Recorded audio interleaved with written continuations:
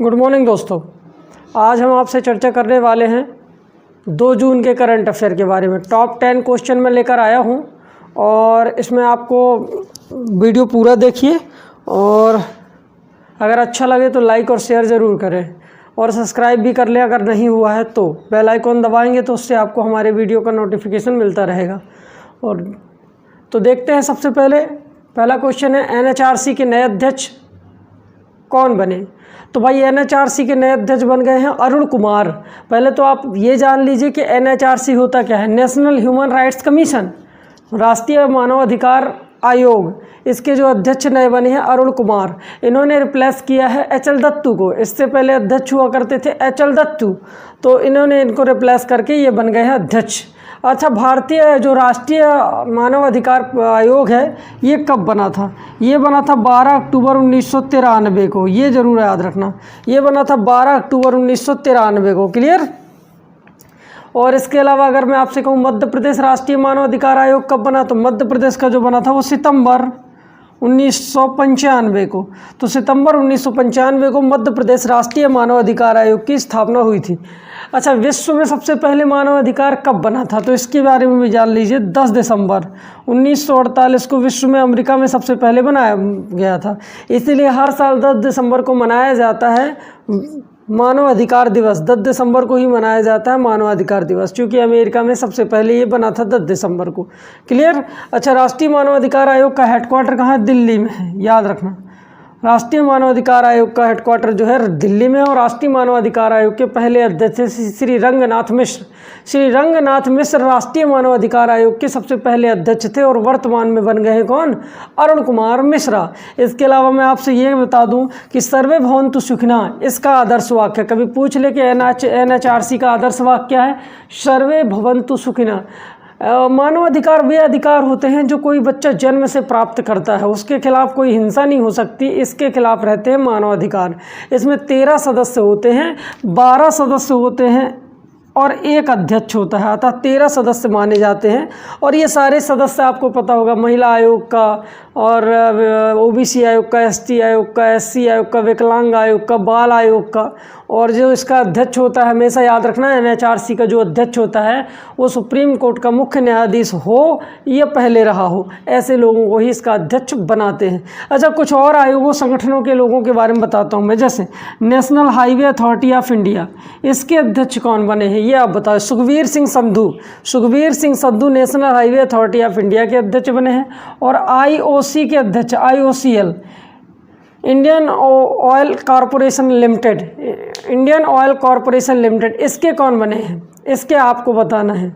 वैसे श्रीमद् भागवत करके हैं कोई ऐसे इसके अध्यक्ष जो बने हैं। इसके अलावा आपको बताना है ट्राई के अध्यक्ष। ट्राई आप जानते हो, telecom regulatory authority of India. Try के जो अध्यक्ष बने हैं उनका नाम है पीडी बघेला, पीडी बघेला। और बीसीसीआई के जो अध्यक्ष बने हैं उनका नाम है Saurabh Ganguly, board of cricket control in India, Saurabh Ganguly. ISRO के जो अध्यक्ष बने हैं वो के सिवन। कौन है? के सिवन। तो इस प्रकार से आपको इन सारे संगठनों के अध्यक्षों के बारे में याद रखना है। चलिए आगे बढ़ते हैं। 20 श्याम को आइसलैंड में भारत के राजदूत बनाया गया। तो भाई 20 श्याम को आइसलैंड में भारत का राजदूत बनाया गया है।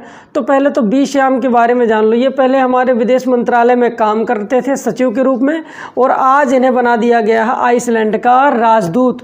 राजदूत होता है जिसे एम्बेसडर कहते हो, जो वहाँ राजदूत दूतावास में बैठता है, एम्बेसी में बैठता है। प्रत्येक देश में प्रत्येक देश के दूतावास होते हैं और राजदूत बैठते हैं। मैं आपको कई बार बता चुका हूँ, अमेरिका के भारत में दूत जो है वो है केनेथ जस्टर, और भारत के अमेरिका में जो है उनका नाम है तरनजीत सिंह संधू। नेपाल में विनय मोहन क्वात्रा, बांग्लादेश में विक्रम दुरई स्वामी, पाकिस्तान में रमेश कुमार, चाइना में गौतम बम्बावले हैं, और ब्राज़ील में है अशोक कुमार, फिनलैंड में है रवीश कुमार। और ऐसे आप देख लेना भारत के आसपास के जो राजदूत हैं। तो अब आइसलैंड में बने हैं, तो आइसलैंड की राजधानी क्या होती है? रिक्याविक। रिक्याविक है आइसलैंड की राजधानी, रिक्याविक। आइसलैंड की मुद्रा क्या है? फ्रैंक। फ्रैंक मुद्रा आइसलैंड की। और अगर मैं आइसलैंड की संसद का नाम कहूँ तो अल्थिंग। अल्थिंग ये है आइसलैंड की संसद का नाम। और आइसलैंड के अगर प्रधानमंत्री की चर्चा करी जाए तो आइसलैंड के प्रधानमंत्री हैं गुडनी जोहानसन। और आइसलैंड के जो राष्ट्रपति हैं कैटरीन जेरोविच। तो याद रखना, गुडनी जोहानसन प्रधानमंत्री हैं, कैटरीन जारवोजिक है वैसे, याद रखना। तो इस प्रकार से आपका आइसलैंड के बारे में हो जाता है। और आइसलैंड को कहा जाता है अग्निद्वीप, ये भी याद रखना अगर कभी क्वेश्चन आ जाए। आइसलैंड को कहा जाता है अग्निद्वीप। आइसलैंड यूरोप महाद्वीप में स्थित एक टापू है, एक देश है। अच्छा, Iceland, Denmark, Sweden, Finland, Iceland, Denmark, Sweden, Finland, Norway, इन देशों को अगर मिला दिया जाए तो किस पेनिनसुला का निर्माण होता है, ये क्वेश्चन आपको कमेंट बॉक्स में बताना है। इन 5 देशों से कौन सा पेनिनसुला बनता है, ये आपको बताना है। क्लियर? चलिए अब आगे बढ़ते हैं। NBA का 6वां man of the year award 2021 Jordan Clark ने जीता। तो NBA का 6वां man of the year 2021 award Jordan Clarkson ने जीता। पहले तो आप ये जान लो कि अमेरिका का यूटाह जैज एक बास्केटबॉल टीम है, यूटाह जैज, उस टीम के खिलाड़ी हैं ये आपके जॉर्डन क्लार्कसन, और उन्होंने जीता है NBA का man of the year award. NBA मतलब होता है नेशनल बास्केट एसोसिएशन। क्लियर? चलिए, तो बास्केट एसोसिएशन की बात आ गई है, और यूटाह टीम के कौन है? जॉर्डन क्लार्क, जिन्होंने जीता है। तो पहले तो आप ये जानिए कि बास्केटबॉल में 5 खिलाड़ी होते हैं। कितने खिलाड़ी? 5 खिलाड़ी होते हैं। और नेट बॉल में 7 खिलाड़ी होते हैं। फुटबॉल में 11 खिलाड़ी होते हैं। क्लियर? जिम्नास्टिक में भी 7 होते हैं, और खो खो में 9 होते हैं, कबड्डी में 7 होते हैं। और आपने एक खेल और देखा होगा, सबसे ज़्यादा खिलाड़ी होते हैं सबसे ज़्यादा खिलाड़ी आपको पता है किस में होते हैं? सबसे ज़्यादा खिलाड़ी होते हैं रुग्बी फुटबॉल में, 15 खिलाड़ी। आपको कमेंट बॉक्स पर लिखकर दिखाना है कि रुग्बी जो है वो कहाँ का राष्ट्रीय खेल है। ये क्वेश्चन आपके लिए है कि रुग्बी कहाँ का राष्ट्रीय खेल है। और बाउलिंग खेल होता है एली में, और वेलोड्रम खेल होता है साइकिलिंग के लिए, और एरिना होता है घुड़सवारी के लिए जो एरिया, पिच होता है आपका क्रिकेट के लिए, फील्ड होता है आपका हॉकी के लिए, ठीक है, और रिंग होता है आपका मुक्केबाजी के लिए, और रेंज होता है आपका तीरंदाजी और शूटिंग के लिए। ये भी आपको इसमें याद रखना है। क्लियर? और बास्केटबॉल में 5 खिलाड़ी होते हैं। आगे बढ़ते हैं। IIT रोपड़ ने MB टैग नाम का स्वदेशी तापमापक डिवाइस बनाया। IIT रोपड़ ने जो डिवाइस बनाया है, MB टैग नाम का डिवाइस बनाया है जो तापमान को मापेगा। IIT Ropar Indian Institute of Technology Ropar यानी पंजाब का एरिया है। तो इन्होंने ये टैग बनाया, ये क्या करेगा? ये तापमान को अपने चारों ओर नापेगा। 93 डिग्री तक तापमान नापने में सक्षम है ये MB टैग। ये वास्तव में कोरोना वैक्सीन के लिए तापमान नापेगा कि कहाँ कोरोना वैक्सीन यूज लाइक है, कहाँ नहीं। क्योंकि तापमान के बढ़ने से कोरोना वैक्सीन काम की नहीं रहती, तो उसी के लिए ताप मापने की डिवाइस बनाई है IIT रोपड़ ने। IIT रोपड़ ने कुछ दिन पहले रोशनी ऐप भी बनाया था। रोशनी ऐप से क्या होता था? अंधे भी नोट पहचान लेते थे। ये था रोशनी ऐप IIT रोपड़ का। इसके अलावा the best IIT of India Madras आप जानते हो, और IIT रुड़की सबसे पहला IIT है भारत का, और IIT रुड़की में थॉमसन नाम का पहला रेल इंजन भी रखा है, थॉमसन। ये ज़रूर आप याद रखना। IIT Indian Institute of technology. अच्छा, कभी आ जाता है किस शहर में IIT और IIM दोनों हैं? तो IIT मतलब होता है Indian Institute of technology, IIM मतलब होता है इंडियन इंस्टीट्यूट ऑफ मैनेजमेंट। ये दोनों अगर कहीं स्थित है तो इंदौर में है। ये क्वेश्चन अपने मध्य प्रदेश से आ जाता है कि IIT IIM दोनों कहाँ हैं? इंदौर में है। तो इस प्रकार ताप मापक डिवाइस बनाई है। क्लियर? और इसके अलावा आपने सुना होगा IIT आपने सुना होगा पश्चिम बंगाल में है खड़गपुर। IIT खड़गपुर ने गीले कपड़े से विद्युत बनाई थी। ये क्वेश्चन आपसे पूछा जाएगा। और सीड बॉल IIT कानपुर ने बनाए थे, जिनको पहाड़ों पर फेंकने से पौधे निकल आते हैं बरसात में। तो सीड बॉल IIT किसने बनाया था? कानपुर ने बनाया था। अगला क्वेश्चन, सावरकर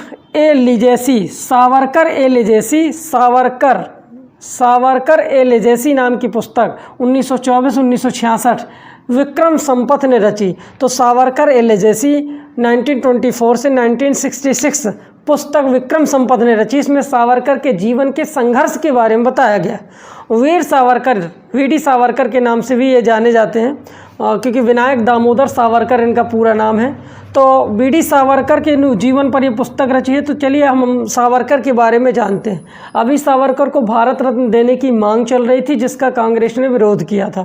सावरकर कौन है? कहते हैं सावरकर ने बिना किसी अपराध के 27 साल अपने जेल में काटे, और जेल में उन्होंने कहाँ, सेलुलर जेल रंगून, काला पानी की सज़ा काटी। ये जितना भी वहाँ कोलू पेरते थे उतना ही उन भारतीय कैदियों को खाने को मिलता था, इसीलिए ये जीजान से दिन रात मेहनत करते थे और जूट के कपड़े पहना करते थे जो उमस भरी गर्मी में चुभते हैं। ऐसे इन्होंने अपना जीवन काटा, बड़े संघर्ष में इन्होंने जीवन काटा। और आपने सावरकर की एक संस्था ज़रूर सुनी होगी, 1904 में बनाई गई थी। उस संस्था का नाम है अभिनव भारत। और आप जानते हो अभिनव भारत संस्था के एक व्यक्ति थे जिनका नाम था एनवी वापट, और एनवी वापट को फ्रांस भेजा था इन्होंने बम बनाने के लिए, फ्रांस भेजा था बम बनाने के लिए। अब बम बनाने से एक बात और याद आ गई, एक और संस्था आपने शायद सुनी होगी, अनुशीलन समिति। अनुशीलन समिति आपने सुना होगा शायद, पी मित्रा ने बनाई थी अनुशीलन समिति, बंगाल के थे पी मित्रा। इसी का तो नारा था खून का बदला खून। और अनुशीलन समिति ने बीपी कानूनगो, हेमचंद्र कानूनगो को भेजा था बम बनाने के लिए पेरिस में, और अभिनव भारत संस्था ने वापट को भेजा था बम बनाने के लिए फ्रांस में। तो याद रखना, अनुशीलन समिति पी मित्रा ने बनाई थी बंगाल में, और हेमचंद्र कानूनगो को बम बनाने भेजा था फ्रांसिस, एक व्यक्ति था रूसी क्रांतिकारी, उससे इन्होंने बम बनाना सीखा था। तो दोनों ने अपने अपने व्यक्ति भेजे थे, इन्होंने वापट को भेजा था, इन्होंने हेमचंद्र कानूनगो को भेजा था। ये अभिनव भारत संस्था, ये अनुशीलन समिति है। ठीक, तो इस प्रकार से दोनों समितियों के बारे में याद रखना। अच्छा, the war of Indian independent, Veer Savarkar की एक पुस्तक का नाम बताता हूँ मैं आपको, the war of Indian independent. ये वीर सावरकर की पुस्तक थी, ध्यान से सुनना और लिख लेना। क्लियर? बीडी सावरकर। और आपको सब पता होगा जहाँ वो अंडमान निकोबार द्वीप समूह की राजधानी पोर्ट ब्लेयर में जो जेल है सेलुलर, उस जेल में वहाँ पर जो हवाई अड्डा है, उस अंतर्राष्ट्रीय हवाई अड्डे का नाम भी हो गया है सावरकर अंतर्राष्ट्रीय हवाई अड्डा। आगे देखते हैं, केनरा बैंक किस CFO AK मजूमदार को बनाया गया? केनरा बैंक कहाँ है? और पहले तो ये जानिए, केनरा बैंक बेंगलोर का एक बैंक है, इसका हेडक्वार्टर बेंगलोर में है केनरा बैंक। इसके CFO chief financial officer AK Majumdar बनाए गए हैं। CFO एक टर्म होता है, अगर मैं COO कहूँ, चीफ ऑपरेशन ऑफिसर, ये CEO होता है। अगर मैं एक और टर्म बोलूँ, CTO चीफ टेक्निकल ऑफिसर, और एक और CEO, ये तो आप सब जानते हो, चीफ एग्जीक्यूटिव ऑफिसर। तो याद रखना, ये सब कंपनी के अंदर आने वाले अधिकारी होते हैं। कैसे कैसे? Chief financial officer, chief operation officer, chief technical officer, chief executive officer. तो याद रखना। तो ये AK मजूमदार बनाए गए हैं केनरा में, बेंगलोर में केनरा बैंक का हेडक्वार्टर आपको मिलेगा। क्लियर? चलिए, और 1969 में 14 बड़े राष्ट्रीय बैंकों का राष्ट्रीयकरण हुआ था। तो आप याद रखना, 1969 में 14 बड़े बैंकों का राष्ट्रीयकरण हुआ था। ये क्वेश्चन अपने दिमाग में बैठा लेना। अगला क्वेश्चन देखते हैं, USA सेना प्रमुख सचिव क्रिस्टीन बर्मथ को बनाया गया। तो अमेरिका की सेना प्रमुख क्रिस्टीन बर्मथ एक महिला है जो बनी है, और ऐसा पहली बार हुआ है कि अमेरिका की सेना प्रमुख की जो सचिव हैं वो महिला बनी है, और क्रिस्टीन बर्मथ पहली महिला है जिन्हें अमेरिका का सचिव बनाया गया है। इसके अलावा अमेरिका में जो अटॉर्नी जनरल बने हैं वो मैरिक गारलैंड बने हैं, ये भी याद रखना, मैरिक गारलैंड।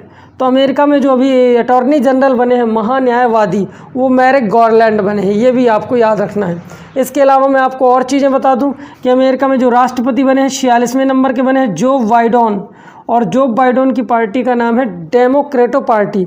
और अमेरिका में जो उपराष्ट्रपति बनी है कमला हैरिस, कमला हैरिस भारतीय मूल की हैं, और कमला हैरिस को बनाया गया है अमेरिका का उपराष्ट्रपति। कमला हैरिस ने एक पुस्तक भी रची थी कि super hero is everywhere, super hero is everywhere, ये कमला हैरिस की पुस्तक है। और जैक सुलिवान बने थे वहाँ के नेशनल सिक्योरिटी एडवाइज़र अमेरिका के, ये भी आपको अमेरिका में याद रखना। अमेरिका ने अभी योग विश्वविद्यालय खोला है, युवा नाम का, विवेकानंद से जुड़ा है ये, युवा नाम का योग विवेकानंद विश्वविद्यालय। तो योग युवा नाम का विवेकानंद के नाम का बहुत बड़ा विश्वविद्यालय भी खोला है योग से जुड़ा अमेरिका ने। और इसके अलावा आपने सुना होगा शायद अमेरिका की राजधानी वाशिंगटन DC है, जो वहाँ के पहले राष्ट्रपति के नाम पर बनी है। और अमेरिका के संविधान में मात्र 6 ही अनुच्छेद हैं। अतः कह सकते हो कि दुनिया का सबसे छोटा संविधान अमेरिका का और दुनिया का सबसे पहला लिखित संविधान अमेरिका का है, 1786 में बना था। और अगर मैं कहूँ दुनिया में शब्दों के मामले में सबसे छोटा संविधान किसका है, तो शब्दों के मामले में मोनाको का संविधान सबसे छोटा है, 3000 शब्द हैं मात्र। और अगर मैं भारत के संविधान की चर्चा करूँ तो दुनिया the largest constitution of the world in the situated of India, दुनिया का सबसे बड़ा संविधान इंडिया का है और उसमें शब्दों की संख्या 1,50,000। और भारत का संविधान 26 नवंबर 1949 को बनकर तैयार हो गया था, 26 जनवरी 1950 को लागू हुआ था। तो ये ज़रूर कुछ चीज़ें याद रखना। और अमेरिका में 55 प्रांत हैं। और इसके अलावा मैं आपको बता दूं वहाँ के 18वें राष्ट्रपति थे कौन, अब्राहम लिंकन थे।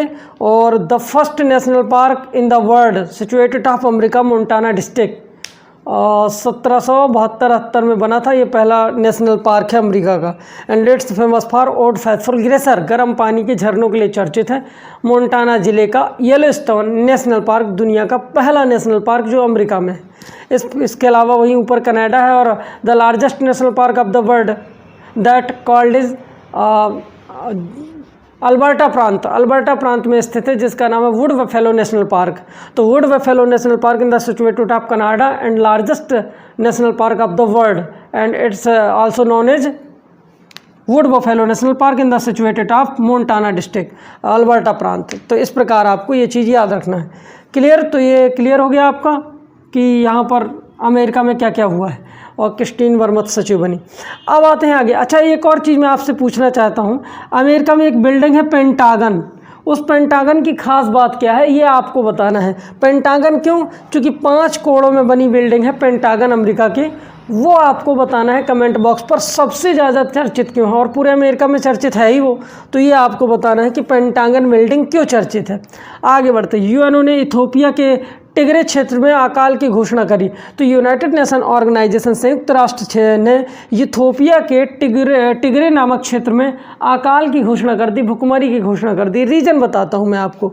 देखो, वहाँ के राष्ट्रपति हैं अहमद अली, इथियोपिया के राष्ट्रपति हैं अहमद अली।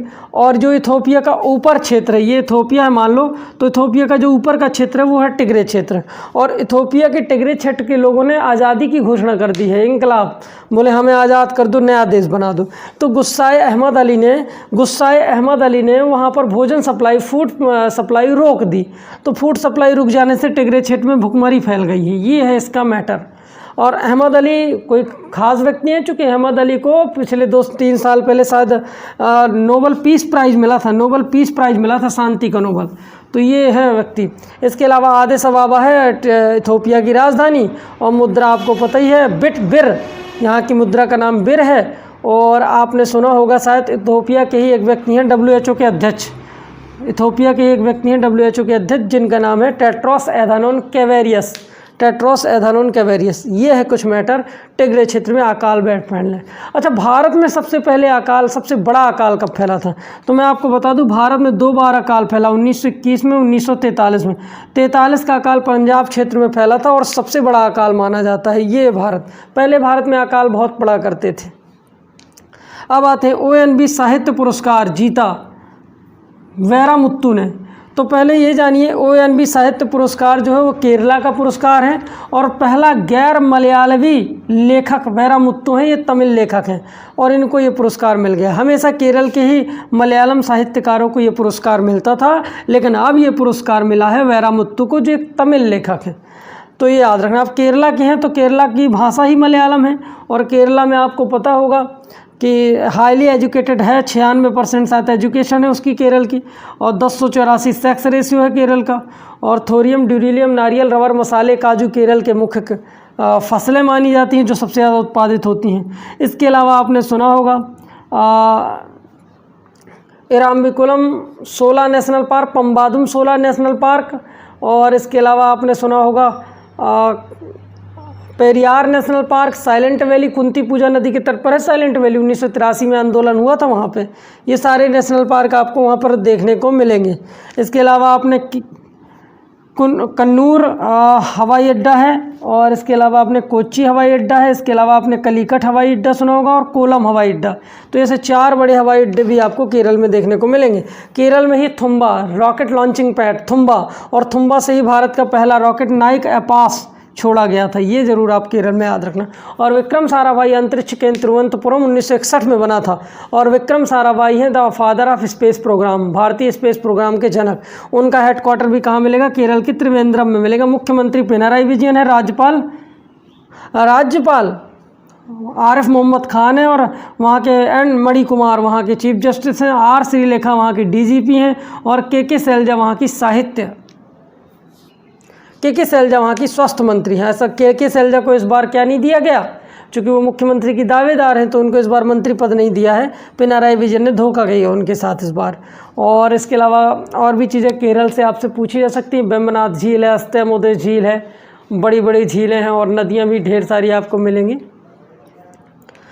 तंबाकू नियंत्रण के प्रयासों के लिए WHO ने हर्षवर्धन को सम्मानित किया। तंबाकू पर बैन लगाने, तंबाकू पर सख्ती बरतने और लोगों को तंबाकू के बारे में जागरूक करने के लिए डॉक्टर हर्षवर्धन चांदनी चौक से सांसद हैं। भारत के स्वास्थ्य मंत्री हर्षवर्धन को WHO ने सम्मानित किया है। अब तंबाकू के लिए सम्मानित किया है तो तंबाकू का वैज्ञानिक नाम निकोटियाना टबैकम होता है, और तंबाकू सबसे ज़्यादा चाइना में पैदा होती है, चाइना में ही खाई जाती है। एक बागानी फसल होती है जो लैटेराइट मिट्टी में पैदा होती है, और तंबाकू भारत में आंध्र प्रदेश में पैदा होती है। टमाटर, लाल मिर्च, अंडे और तंबाकू ये कहाँ होती हैं? आंध्र प्रदेश में ही होती हैं। इसके अलावा तंबाकू में 400 प्रकार के हानिकारक केमिकल होते हैं, जिसमें 16 ऐसे होते हैं जो कैंसर पैदा करते हैं, और 16 में भी महत्वपूर्ण है निकोटीन। निकोटीन एक रासायनिक पदार्थ है जो तंबाकू में होता है, कैंसर के लिए जिम्मेदार है। ठीक उसी प्रकार जिस प्रकार टमाटर में लाइकोपीन होता है, चुकंदर में बेटाडीन होता है, और कुकुरमिन, हल्दी में कुकुरमिन होता है, पपीते में कैरिकोजेंथिन होता है, चाय में थीन होता है, कॉफ़ी में कैफ़ीन होता है, इसी प्रकार तंबाकू में निकोटीन होता है। WHO की स्थापना हुई थी 7 अप्रैल 1948 को, इसीलिए 7 अप्रैल को मनाया जाता है विश्व स्वास्थ्य दिवस। WHO का हेडक्वार्टर जिनेवा में मिलेगा, Geneva Switzerland. WHO, WMO, WTO सबका हेडक्वार्टर जिनेवा में है, और WHO के जो अध्यक्ष है टेड्रोस एधानोम घेब्रेयेसस हैं, और जो है इथोपिया के। इस प्रकार आपको याद रखना। तंबाकू में ही दुनिया का पहला वायरस इवोन वस्की ने खोजा था। इवोन वस्की ने उस वायरस का नाम रखा था TMV, टोबैको मोज़ेक वायरस। दुनिया का पहला वायरस TMV वायरस तंबाकू के पत्ते में ही खोजा गया था। इस प्रकार से दोस्तों हमारे क्वेश्चन हो जाते हैं, और आशा है आपको अच्छे लगे होंगे। रोज़ देखा करिए, चूँकि स्टैटिक GK इसमें मजबूत होता है। क्लियर? और सुबह का बैच भी अपन जल्दी ही शुरू करने वाले हैं। 20 बच्चों की अनुमति है बैठाने की, तो अपन सुबह शुरू कर देंगे। मिलते हैं आपसे। नमस्कार।